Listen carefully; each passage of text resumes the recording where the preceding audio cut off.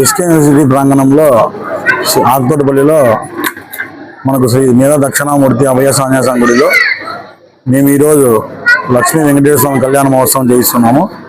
మాకు ఈ సహకరించిన మా స్వామి గారు రాయస్వామి గారికి కానీ, మురళీ స్వామి గారికి కానీ, ఇక్కడ ఉన్న పాత్రికేయులు కానీ అందరికీ మా కృతజ్ఞతలు తెలియజేసుకుంటున్నాము. ఇక్కడ ఈ కళ్యాణం చేయించడము మా కుటుంబ శాంతి కోసం మాత్రమే చేయించుకుంటున్నాము. ఎటువంటి కాదు, మేము మా కుటుంబ శాంతి కోసం మాత్రమే చేయించుకుంటున్నాము.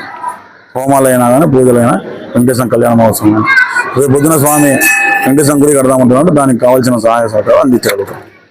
అంతే. విఐపీలు వస్తున్నారు. మేము విఐపీల కోసం కాదండి చేస్తున్నది, మా కుటుంబ శాంతి కోసం చేస్తున్నాం. అది రాజకీయంగా చేయాలి. అన్ని పార్టీలు విధంగా అన్ని పార్టీలు కూడా కలిసి వస్తున్నాయి.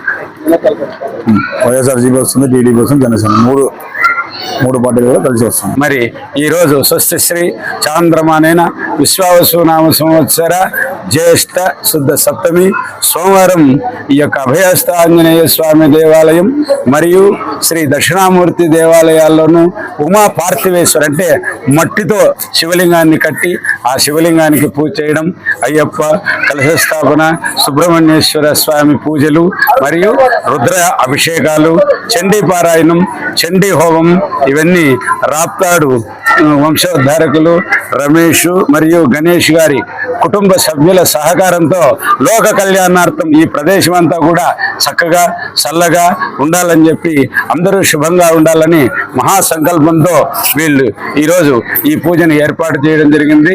దాంతోపాటు సుభిక్షంగా ఉండాలంటే ఎక్కడ భగవంతుని కళ్యాణం జరిగితే ఆ ప్రాంతం అంతా కూడా చాలా సుభిక్షంగా ఉంటుందని చెప్పి వేదాలు పురాణాలు వచిస్తూ ఉన్నాయి. అలాంటి ఈ మహాక్షేత్రంలో ఈరోజు శ్రీ లక్ష్మీ వెంకటేశ్వర స్వామి యొక్క కళ్యాణం ఆ సీతారామ కళ్యాణ మండపంలో ఇప్పుడు నిర్వహించబోతున్నాం. కావున భక్తాదులు ఈ సేవలో పాల్గొని తరించాలని చెప్పి మరీ కోరుచున్నాం.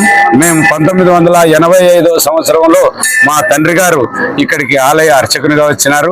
అభయహస్త ప్రసన్నాంజనేయ స్వామి దేవాలయం మా సోదరుడు మురళీమోహన్ శర్మ, శ్రీ మేధా దక్షిణామూర్తి దేవాలయం నేను అంటే నా పేరు వజ్జల వెంకట సుబ్రహ్మణ్య శర్మ, నన్ను రాజాస్వామి అంటారు. మేమంతా ఇక్కడ ఈ పూజలు నిర్వహించుకోవడం జరిగింది. భవిష్యత్తులో కూడా ఇక్కడ ఒక వెంకటేశ్వర స్వామి దేవాలయం మరియు మహారాజు గోపురము నిర్మించాలని తలపెట్టినాం. ఇంకా సర్వతోముఖాభివృద్ధిగా ఈ ఆలయం వెలుగొందాలని భగవంతుని కోరుకుంటూ చేయించినటువంటి ఈ కుటుంబ సభ్యులకు ఆయురారోగ్య ఐశ్వర్యాలను ప్రసాదించాలని, అలాగే ఈ కార్యక్రమానికి ఇచ్చేసినటువంటి భక్తులకు, భక్తురాళ్లకు, వీళ్ళ మిత్రులకు, బంధువులకు, పాత్రికేయులకు మొత్తం అందరికి కూడా మరి శ్రీ పరమేశ్వరుడు ఆ దక్షిణామూర్తి శ్రీ